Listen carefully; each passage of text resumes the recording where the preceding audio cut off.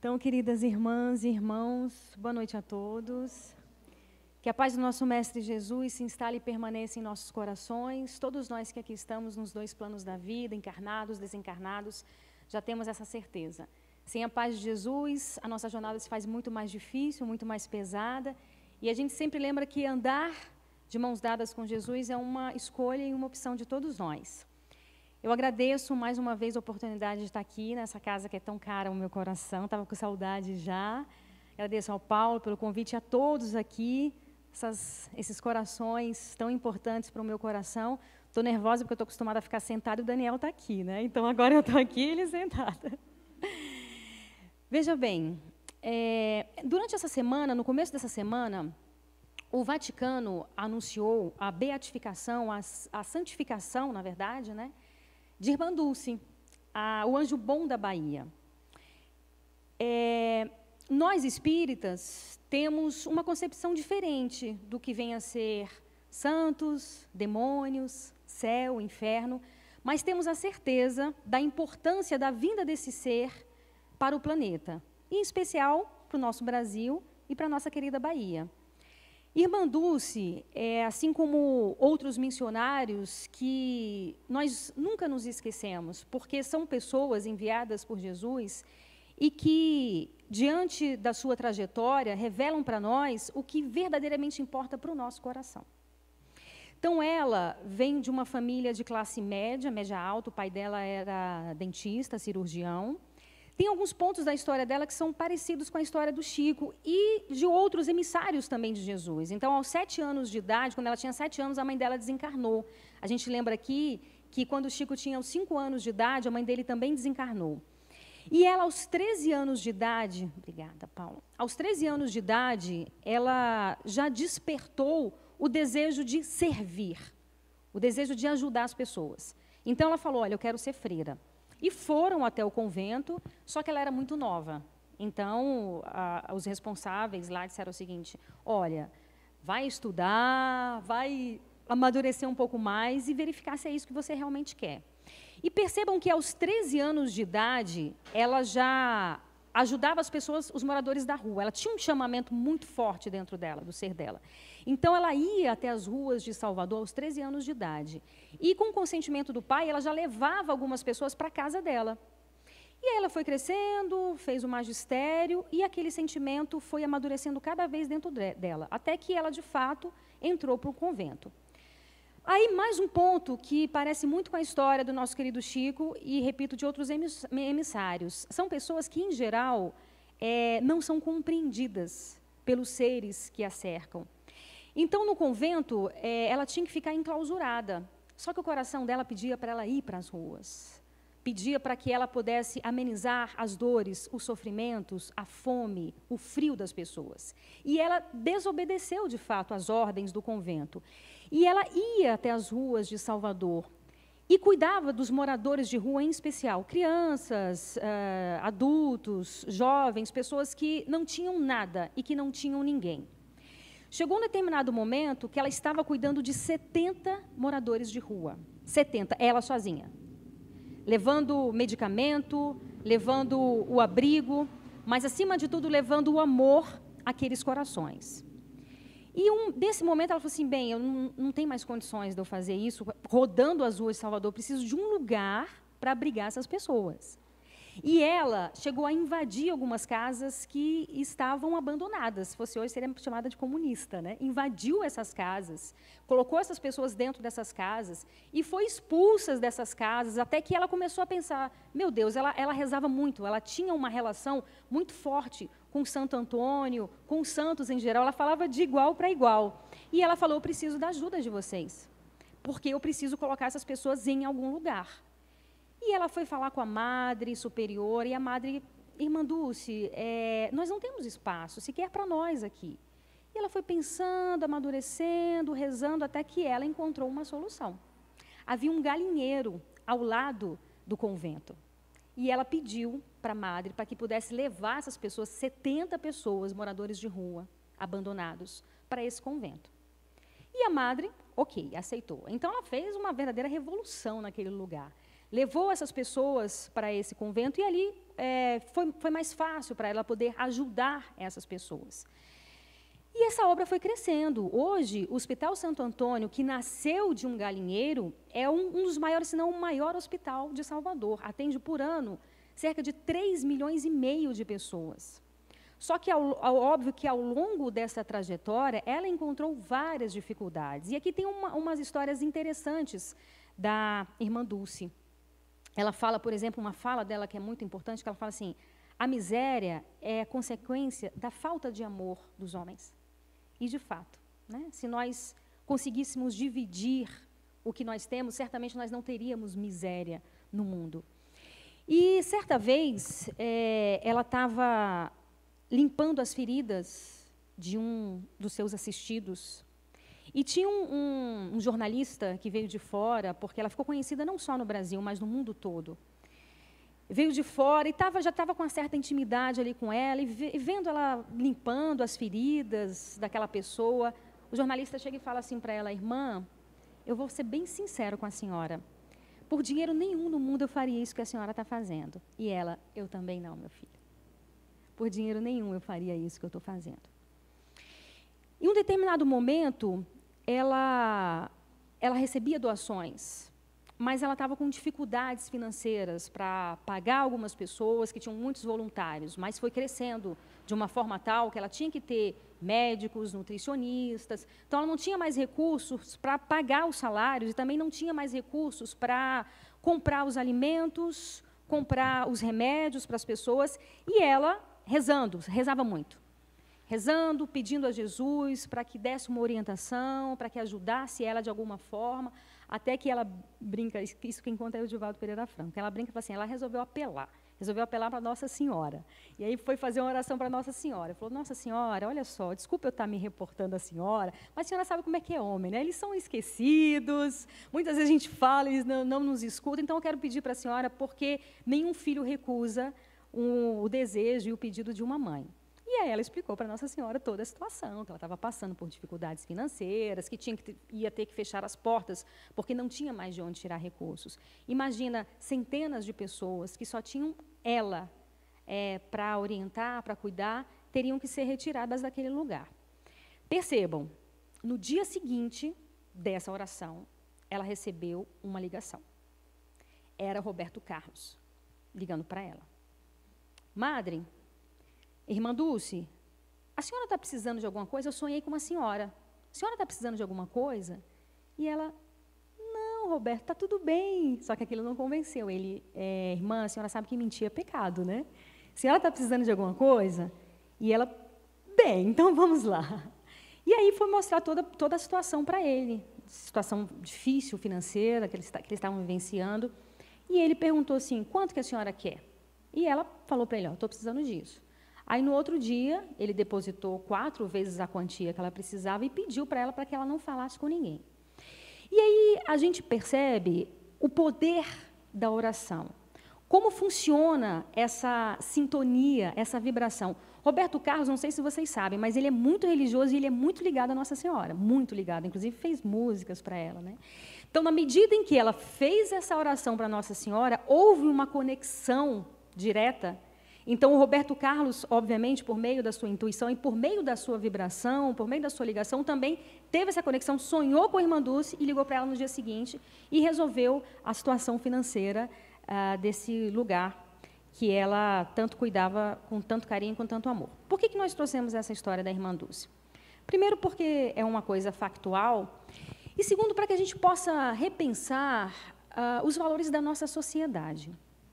Quais são os valores que estão postos na mesa da nossa sociedade? Mas, acima de tudo, os valores que estão postos na mesa do nosso próprio coração. Não é novidade para ninguém, não precisa ser nenhum especialista para perceber que os valores da nossa sociedade estão totalmente invertidos. Esses dias eu estava entrevistando um psicólogo e falando um pouco sobre isso, e ele me disse algo que, não sei se vocês já ouviram falar, mas que eu fiquei bastante impressionada, que em São Paulo, as pessoas estão alugando o iPhone, alugam por 1 hora, 2 horas, simplesmente para tirar foto com o iPhone e aparecer na foto com o iPhone para dizer que tem um iPhone. Então, quando a gente vai fazer um passeio pelas redes sociais, a gente percebe que aquele mundo é um mundo de ilusão, é um mundo fantasioso, onde as relações amorosas são perfeitas, as relações de pai e filho são perfeitas, então a pessoa tem o melhor emprego do mundo, a vida é perfeita. Só que, obviamente, que nós sabemos que a vida real é cheia de barreiras, de dificuldades, porque fazem parte da nossa trajetória, são importantes para a nossa trajetória. Só que nós estamos criando uma sociedade doente em vários sentidos. Então, as pessoas que não estão ligadas a si mesmo, aos valores que realmente importam, por um passeio na rede social, elas ficam depressivas, e isso não sou eu que estou falando. A ciência está estudando esse fenômeno. Porque eu olho, bem, a pessoa tem um iPhone, a pessoa tem um carro importado, a pessoa tem um casamento maravilhoso, a pessoa vive viajando. Então, é uma ilusão que passam para a gente e a gente começa a acreditar, muitas vezes, nesse mundo que não existe. E o que a gente acha da nossa vida? Bem, minha vida não vale nada. Qual o valor que tem a minha vida? Valor material. Qual o valor que tem a minha vida? Então, a vinda desses seres, como Irmã Dulce, como Chico Xavier, como São Francisco de Assis, serve, entre outras coisas, como um alerta ao nosso espírito. Porque se nós não estivermos atentos a nós mesmos, nós vamos nos perder nesse jogo e nesse mecanismo do qual nós estamos vivenciando. Nós sabemos que o planeta Terra passa por um momento de transição e de transformação. Então, há um aparente caos, porque Jesus está no controle. Mas chegou o momento de nós voltarmos para nós mesmos. As pessoas estão tão dispersas em redes sociais, em querendo vivenciar uma vida que não é minha e que não existe. E aí as pessoas se perdem na existência terrena e nesse grande presente que nós temos, que é a nossa vida. Há cerca de 3 décadas atrás, para um grupo de cada 20 pessoas, uma pessoa desenvolvia o câncer. Então, os estudiosos, os especialistas, imaginavam o seguinte: bem, com a descoberta de que o cigarro é cancerígeno, de que alimentos com agrotóxicos, alimentos industrializados causam também câncer, com toda essa descoberta, o que eles imaginavam? Daqui a alguns anos, esse número vai diminuir. Então, alguns achavam, para um grupo de cada 50 pessoas, a gente vai ter uma pessoa com câncer. Os mais otimistas imaginavam, para o grupo de cada 100 pessoas, teremos uma pessoa com câncer. Qual é a nossa realidade hoje? A cada 5 ou 6 pessoas, para cada 5 ou 6 pessoas, uma desenvolve o câncer. E não são fatores hereditários, necessariamente. Hoje, os estudos estão dizendo que os fatores hereditários são muito pequenos diante da quantidade de câncer que nós estamos, que existe na sociedade. Então, qual a conclusão que está se chegando? Que as emoções causam doenças. Então, hoje em dia, nós precisamos saber gerir as nossas próprias emoções. E nesse mundo conturbado, onde há tanta intolerância, a gente anda no trânsito, todo momento você vê uma briga no trânsito, nas redes sociais, as pessoas são tão intolerantes. E nesse mundo onde há esse bombardeio de informação de que nós precisamos ter, que nós valemos pelo que nós temos, a gente adoece. Óbvio que a gente adoece. E a humanidade está repleta de exemplos de pessoas que tiveram sucesso aos olhos materiais, e são infelizes, têm depressão, têm doença, são vários exemplos. Hoje em dia, as pessoas, a maioria das pessoas quer fazer sucesso. O que é o sucesso? É algo extremamente subjetivo, mas só que se você for analisar, o sucesso, ao olhar terreno e humano, ele está associado a dinheiro, poder e fama. Então, se você tem dinheiro, você tem sucesso. Se você tem poder, você tem sucesso. Se você tem fama, você tem sucesso. E aí você pega uma lista, não só da atualidade, mas de dezenas de anos atrás, de vários exemplos de pessoas que alcançaram esse patamar e que eram infelizes, tristes, que não viam razão para viver. Nós temos o exemplo, e aí são vários, obviamente, mas tem, por exemplo, o Jim Carrey, vocês conhecem, né? Esse ator, que é um ator comediante, um dos melhores da geração dele, com filmes incríveis, e é um cara extremamente depressivo, ele tem problema sério de depressão. E ele tem uma frase que ele fala o seguinte, que eu gostaria que todo mundo pudesse alcançar esse sucesso, essa fama, esse poder, para compreender que você chega lá e isso não vale absolutamente nada para o nosso espírito. Não vale nada para o nosso espírito. A gente está pegando o exemplo de Irmã Dulce, Chico Xavier e vários outros.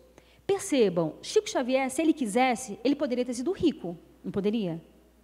Irmã Dulce, ela recebia várias doações. E aí eu vou fazer um parêntese para lembrar de uma outra história dela.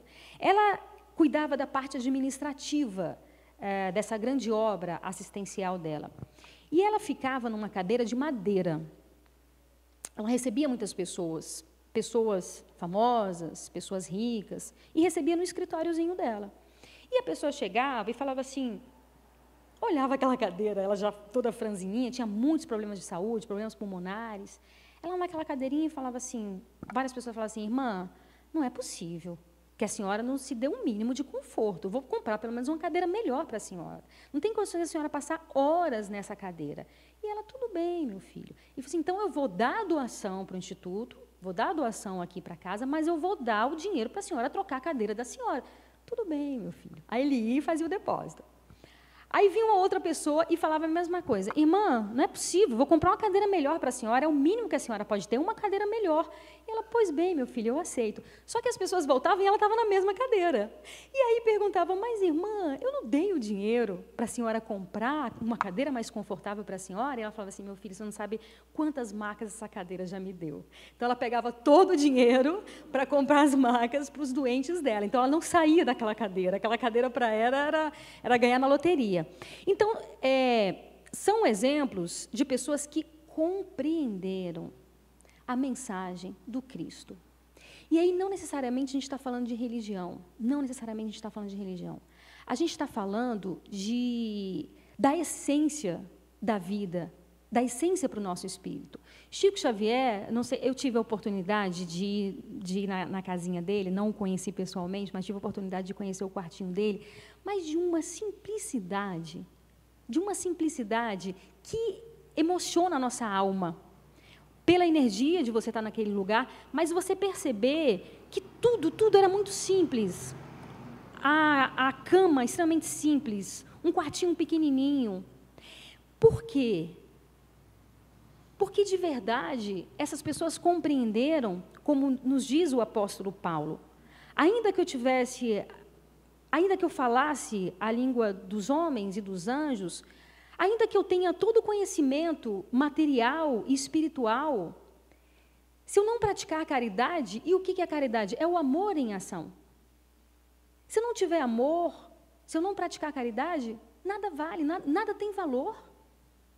E, de fato, nada tem valor. Porque a gente vai fazer uma análise hoje da nossa sociedade, o número, Daniel sabe disso melhor do que eu, o número de depressão é altíssimo. O número de pessoas que têm síndromes, que têm doenças da alma, é altíssimo. E a gente está falando numa sociedade, aqui no Brasil, a cada 45 minutos, uma pessoa se suicida no Brasil. No mundo, a cada 40 segundos, uma pessoa se mata. A cada 40 segundos, uma pessoa se mata no mundo, em média. Isso sem falar as inúmeras tentativas que existem para cada pessoa que se mata. Então, a sociedade está definitivamente doente.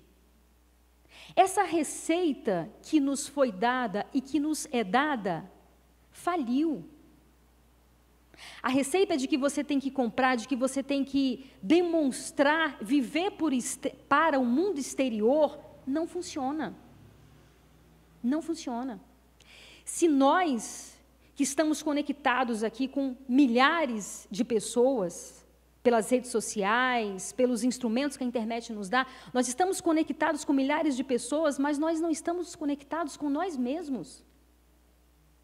E se nós não nos conectarmos com a nossa essência e com o nosso espírito, nós vamos adoecer. Joana de Ângeles fala isso, Daniel nos ensina isso também. Acontece que nós sabemos disso. Isso não é segredo para ninguém.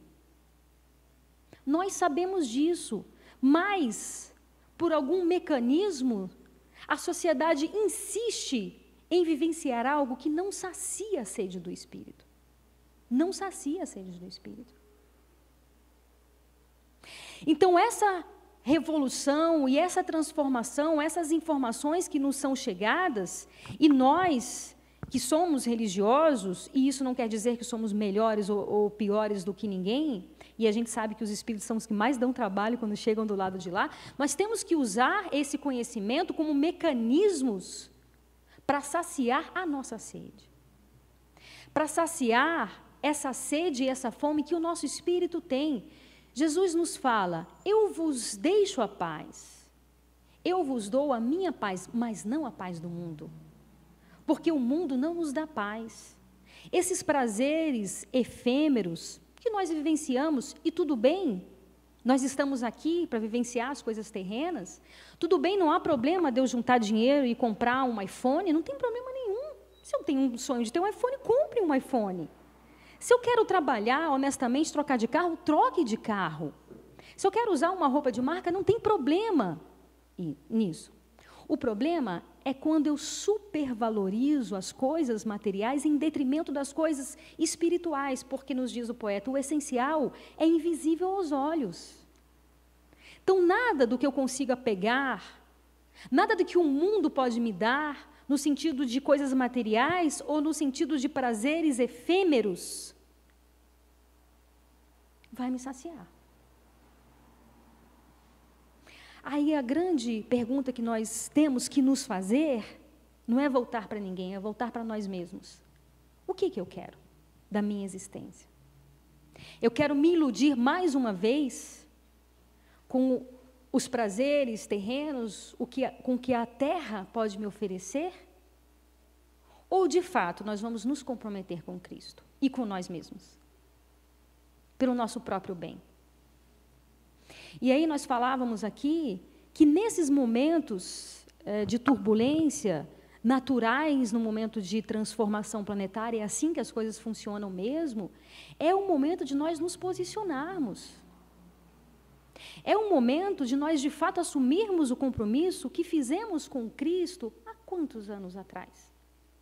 E falhamos, e falimos. Porque Jesus sabe que nós somos imperfeitos. A espiritualidade sabe que nós somos imperfeitos, então não espera de nós perfeição. Não espera definitivamente. Mas espera que nós voltemos o olhar para nós mesmos e que todo esse conhecimento, a bagagem ainda pequena, mas que nós já temos, que coloquemos em prática para o nosso próprio bem. Para o nosso próprio bem. Porque hoje a ciência está aí, nós temos medicamentos, temos várias terapias que podem nos ajudar e que são importantes para nos ajudar.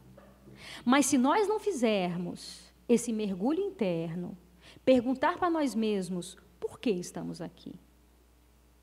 Qual a razão real da minha existência? Nós vamos nos perder mais uma vez. Nós vamos nos perder mais uma vez.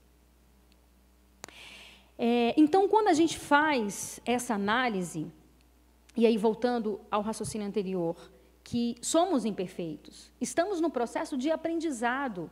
É importante nós termos paciência conosco, mas já temos o conhecimento suficiente para saber qual o caminho nós vamos seguir, quais as opções nós vamos ter.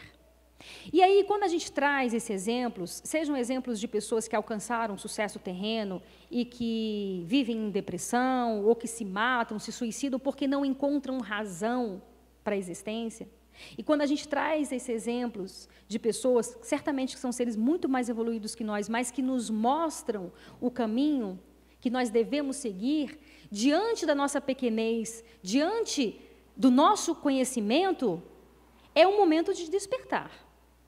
É o momento de despertar.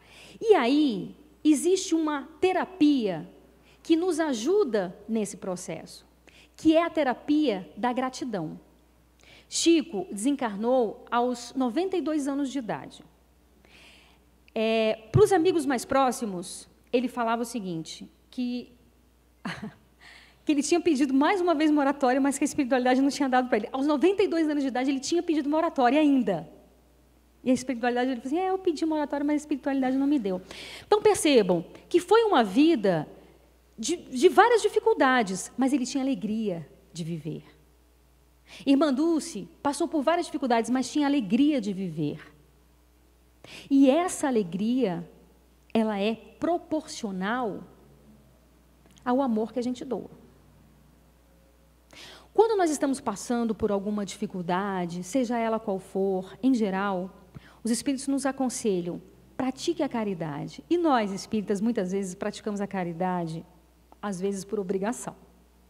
A gente acha que a gente tem a obrigação de praticar a caridade. Ok, que seja por obrigação, que façamos. Mas vai chegar um momento em que nós vamos perceber que a nossa vida só vai fazer sentido na medida em que nós doarmos o pouco que nós temos da nossa existência. Nós vamos compreender isso de maneira real. Então, quando nós amadurecemos, e isso é um amadurecimento, a gratidão pela nossa existência, o nosso olhar diante da vida se transforma. Aí as pessoas podem me perguntar, mas Renata, eu estou passando por uma fase tão difícil da minha vida, eu não consigo enxergar razões para ser grato. Passo por dificuldades, sejam dificuldades financeiras, amorosas, então não consigo visualizar a gratidão pela vida. E aí, como eu disse, é um processo de aprendizado e de amadurecimento. As nossas conquistas espirituais são amadurecimento do nosso espírito. Ninguém nasce com fé, o espírito não nasce com capacidade de perdoar, com capacidade de amar e com gratidão no coração. É uma conquista nossa, é um exercício que nós fazemos. Então, percebam, neste momento todos nós estamos aqui com as duas pernas, com os dois braços, com a capacidade de enxergar, de ouvir, de raciocinar, com a capacidade de falar. Quantas pessoas neste momento estão acamadas e que para beber um simples copo de água necessitam da ajuda de outras pessoas? Várias pessoas que não conseguem mais se locomover, várias pessoas que não conseguem falar e enxergar. Então, na medida em que nós vamos mudando o olhar da nossa existência e percebendo que temos sim as nossas dificuldades, e todos nós temos, mas que nós temos muito mais motivos para agradecer do que para reclamar, a gente muda o nosso padrão vibratório e a gente começa a enxergar a vida com um outro olhar, que é o olhar real, é o olhar que verdadeiramente importa. Jesus nos fala, onde estiver o seu tesouro, lá estará o seu coração.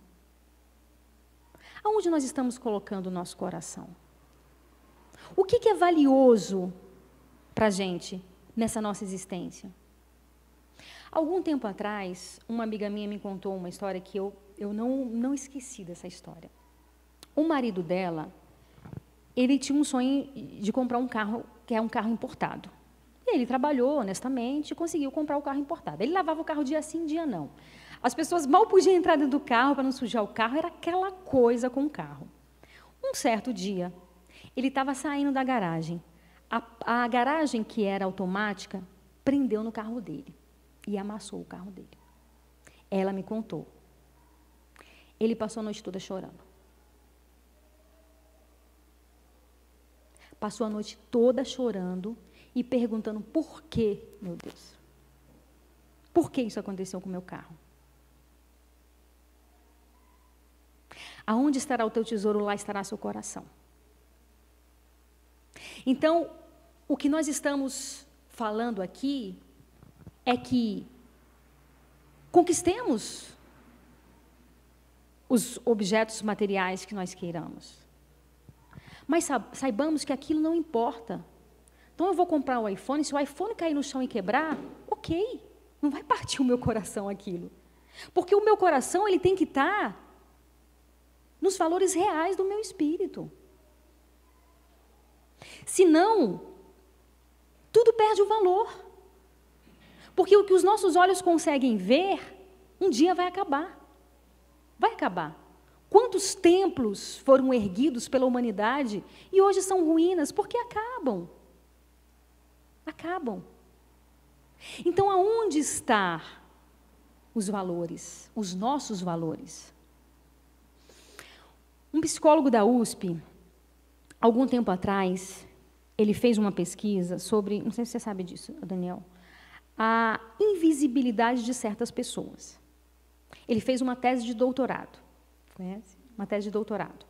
Então, durante 8 anos, ele se vestiu de gari uma vez por semana, na USP, onde ele tinha uma quantidade enorme de conhecidos, alunos, centenas de alunos, professores. Uma vez por semana, durante 8 anos, ele se vestia de gari. Ninguém nunca o reconheceu. As pessoas esbarravam nele. Não pediam desculpa. Ele era invisível para a sociedade. Então, o que ele demonstrou nessa tese? Que existem pessoas que são invisíveis verdadeiramente para a sociedade. Não existem. Não existem. Aquelas pessoas que a irmã Dulce foi para a rua cuidar, dar roupa, dar remédio e dar amor, eram invisíveis para a sociedade. Isso foi na década de 30. Mudou? Não. Não mudou. Quantas pessoas continuam sendo invisíveis para a nossa sociedade? Mas aí, não vamos colocar na sociedade. Quantas pessoas são invisíveis para nós? O que a gente faz quando a gente está num restaurante e vem um pai de família vendendo pano de prato? Vendendo bala? Qual é a nossa relação com esse ser, com esse coração que está procurando ajuda? Então, todos querem ser vistos nas redes sociais. Você é valorizado pelos likes que você tem, pelos seguidores que você tem, mas e no mundo real? E no mundo real? Aonde estão essas pessoas para a sociedade? Aonde estão essas pessoas para a gente? Porque não adianta a gente vir ver palestra, não adianta a gente fazer palestra, não adianta a gente saber de cor os capítulos e versículos da Bíblia se a gente não coloca em prática o amor que Jesus nos ensina. De que adianta? De que adianta eu ser espírita, eu ser católico, eu ser evangélico, se eu não tento, a gente está falando de tentar, está falando de tentar colocar em prática, se eu não me esforço para tentar ser todo dia melhor, se eu não volto para mim, para os meus anseios, para a minha ansiedade, para a minha depressão, que é o meu espírito gritando, tem alguma coisa errada.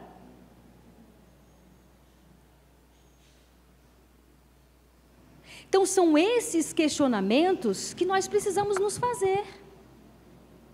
Porque quando chegarmos na espiritualidade, ninguém vai perguntar qual é a nossa religião, não importa qual é a nossa religião. A verdade é essa. Não importa. Porque são barreiras que nós colocamos. Ser espírita, ser católico, ser evangélico, ser ateu. Não importa. O que importa é o que você faz do conhecimento que você tem. Qual o esforço que você faz para colocar em prática o que a gente acredita? O que a gente verdadeiramente acredita? Então, nós estamos aqui com a nossa saúde. Nós estamos aqui com as nossas dificuldades, sim, mas com um universo de coisas que nós temos que agradecer. São coisas aparentemente simples, mas que fazem toda a diferença. Jesus, com a sua pleiade de espíritos, pensou em cada detalhe desse planeta. Então, o pôr do sol é um espetáculo à parte, o nascer do sol é um espetáculo à parte. Isso é por acaso? Não. Não é por acaso. Cada flor tem a sua especificidade, tem a sua cor, tem a sua forma. Então foi tudo muito bem, cuidadosamente, amorosamente pensado para nos presentear. Para que nós aprendamos a dar valor às coisas aparentemente mínimas da existência, mas que verdadeiramente importam. E aí, por exemplo, para que a gente possa pensar na nossa existência, nas coisas que acontecem na gente. Tem um cara que andava de ônibus. Aí o sonho dele era comprar um carro. Aí ele juntou o dinheiro, foi lá e comprou um carro, comprou um Fusquinha. Sabe aquele Fusquinha barulhento que todo mundo da rua fica olhando? Pois era aquele Fusquinha. E aí, quando ele andava no Fusquinha dele, ele andava morrendo de vergonha. E colocava boné, colocava chapéu para ninguém ver, ele morria de vergonha daquele Fusquinha e ficava reclamando, oh meu Deus, por que eu fui comprar logo um Fusquinha? Meu dinheiro só deu para eu comprar um Fusquinha, por que eu fui comprar esse Fusquinha? E toda vez que ele estava dentro do Fusquinha, ele estava reclamando por causa do Fusquinha. Aí você tem um outro cara que também juntou dinheiro e comprou um Fusquinha, mas toda vez que ele entrava no Fusquinha, ele agradecia. Porque ele olhava o ônibus lotado e pensava, olha só, alguns meses atrás eu estava dentro desse ônibus, não podia nem levantar o pé porque não tinha mais espaço para colocar o pé de novo. Aí ele vai lá na frente e vê que o ônibus quebrou e as pessoas na chuva, esperando o próximo ônibus, sabe lá Deus que horas que ia chegar. E ele, o que ele fazia? Obrigada, Senhor, pelo meu Fusquinha. A situação em si é neutra. A forma que eu vou enxergar, a forma que eu vou olhar, depende de quem? De mim. Então, quando a gente vai amadurecendo a gratidão dentro de nossos corações, e temos várias razões para ser gratos, várias. Quando a gente vai aprendendo a enxergar com esse mecanismo, a vida vai se transformando, mas não que ela muda, obviamente. Somos nós que mudamos a nossa percepção diante da vida. Por tudo dai graças, nos diz o apóstolo Paulo. Por que por tudo ou em tudo nós devemos dar graças? Primeiramente porque nós temos a ciência, a certeza do amor de Deus na nossa existência.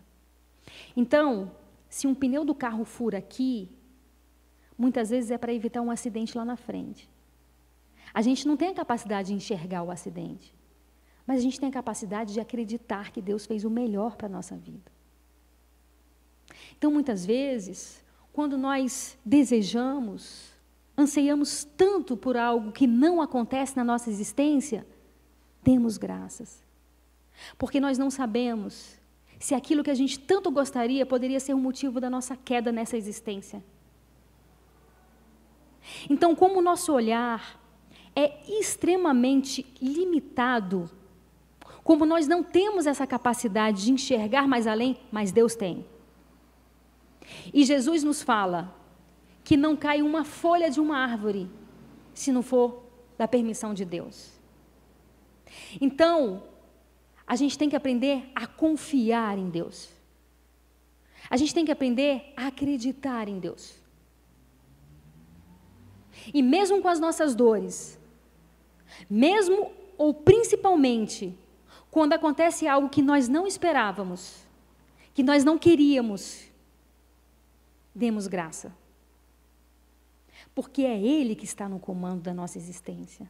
É Ele que sabe o que é melhor para nós, não somos nós. E aí, nós vamos amadurecendo esse sentimento da gratidão, e hoje não são religiosos que nos falam isso, são especialistas que estudam aí os mecanismos, que falam que quanto mais grato você é à vida, mais coisas boas acontecem para você.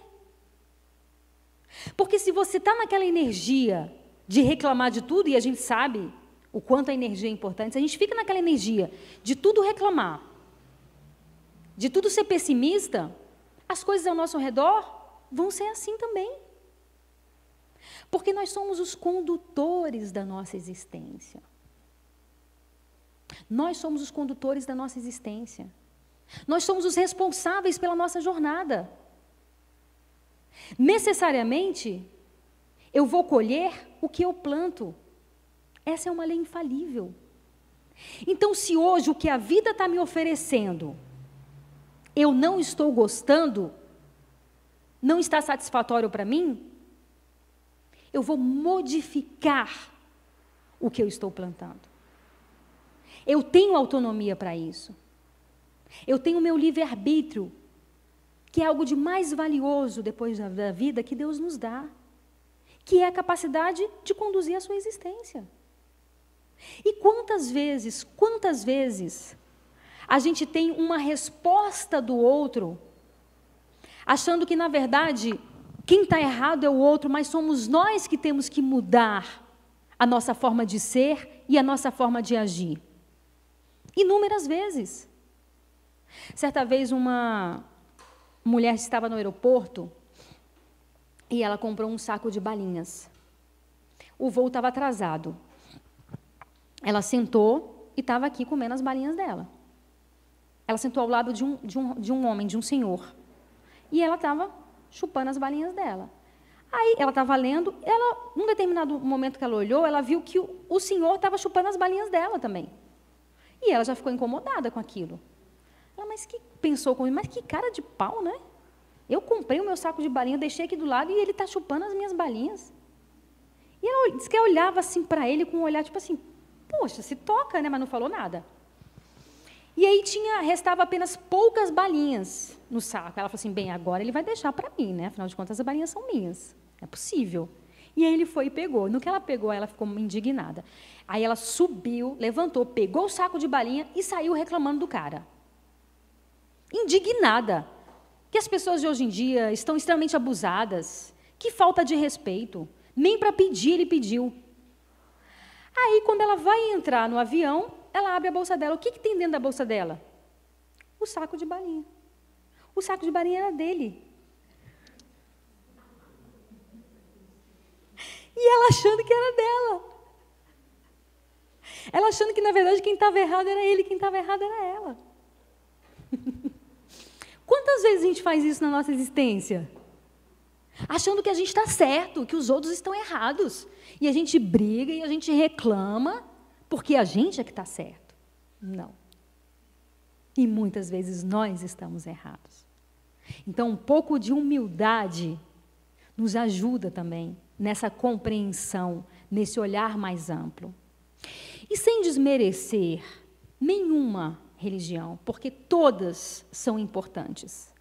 Nós, que somos espíritas, temos razões a mais a sermos gratos a Deus. Temos mais responsabilidade também com o conhecimento que nós acreditamos. Mas temos razões a mais para sermos gratos a Deus. Porque temos a certeza do amor de Deus para com todos nós. Porque quando a gente acredita na reencarnação, o que é a reencarnação? É a prova do amor para com todos nós. É a prova do amor de Deus. Porque enquanto algumas religiões, sem criticar, acreditam que, dependendo do que você faça na Terra, você vai queimar eternamente no fogo do inferno, nós não acreditamos nisso. Nós sabemos que Deus, no seu infinito amor, nos dá as chances de recomeçar. Essa vida é uma chance do nosso recomeço. Mas não é só a vida que é a chance do nosso recomeço. Cada dia que nasce, nós temos uma chance de recomeçar, de fazer diferente, de olhar para nós mesmos e tentar sermos melhores, e tentar demonstrar o amor que Jesus Cristo nos ensina, com toda a simplicidade do universo. Porque para compreender a essência da mensagem de Jesus, não precisava nem de religião. Vou ser bem sincera. Amar ao próximo como a ti mesmo. Amar a Deus acima de todas as coisas. Eu não preciso de religião. Eu não preciso de outros conhecimentos. Porque a mensagem de Jesus é tão límpida e tão simples. Mas que bom que nós temos os livros. Que bom que nós temos a comprovação, ao nosso ver, da reencarnação. No ano de 1939, Divaldo Pereira Franco era uma criança ainda. E aconteceu algo muito ruim na família dele. a irmã dele, chamada Nair, cometeu suicídio. Ela era uma pessoa muito querida na família, era muito carinhosa com o Divaldo. Ele disse que era a única pessoa que chamava ele de Didi. Ninguém nunca mais chamou ele de Didi, só ela.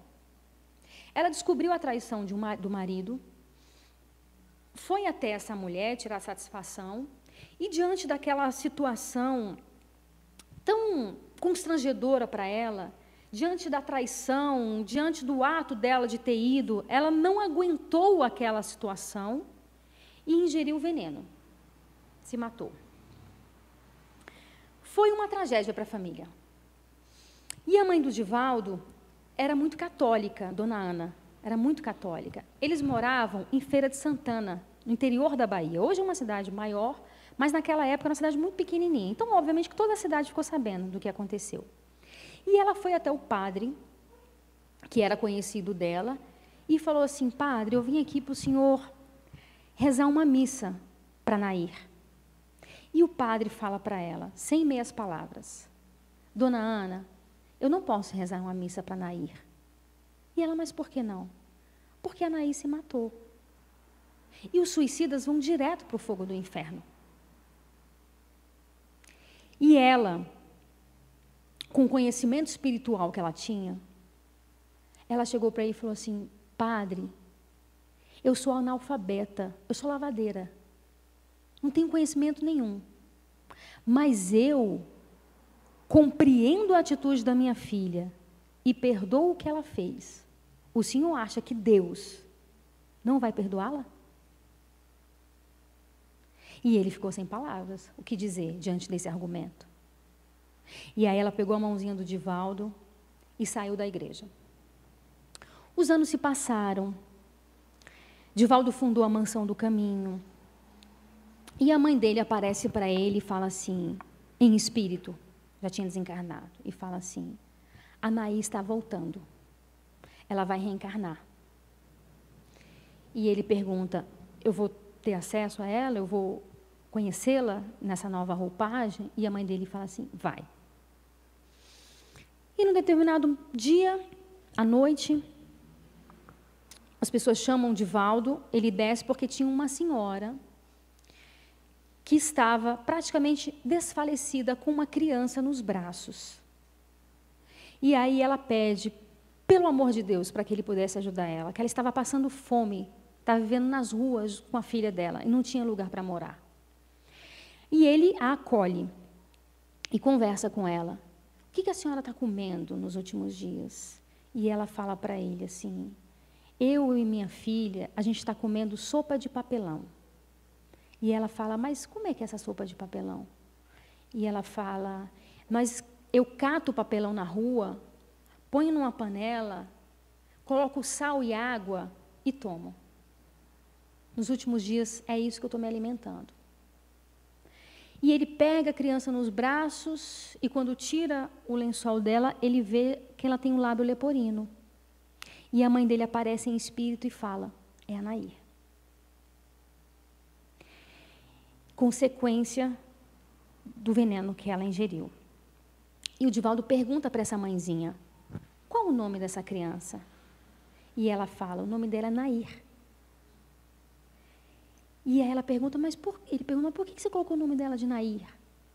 E ela fala: porque quando eu estava prestes a parir, quando ela estava prestes a nascer, apareceu para mim uma senhora de olhinho verde, a mãe do Divaldo, em sonho. Me deu a criança e falou assim: cuida da minha preciosidade. Essa é a minha joia rara. Ela vai passar um tempo com você, não muito tempo, mas cuide dela para mim. E o nome dela é Nair. Então ela acordou, se lembrou e colocou o nome da criança de Nair.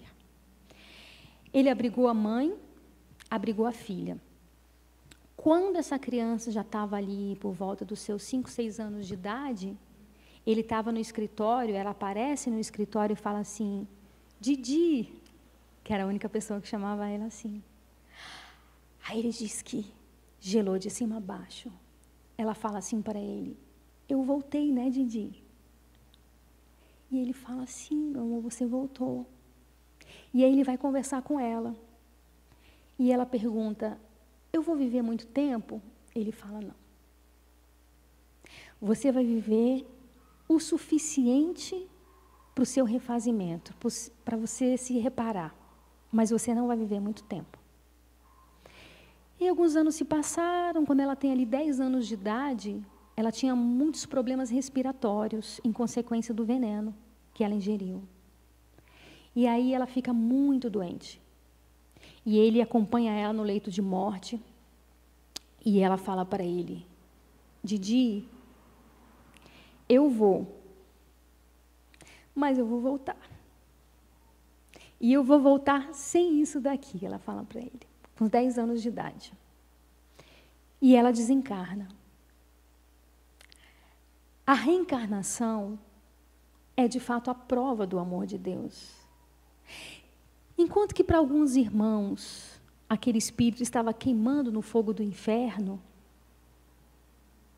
na verdade, Deus deu a ela e a todos nós as chances, quantas necessárias forem, para que nós possamos reparar as nossas falhas, as nossas quedas.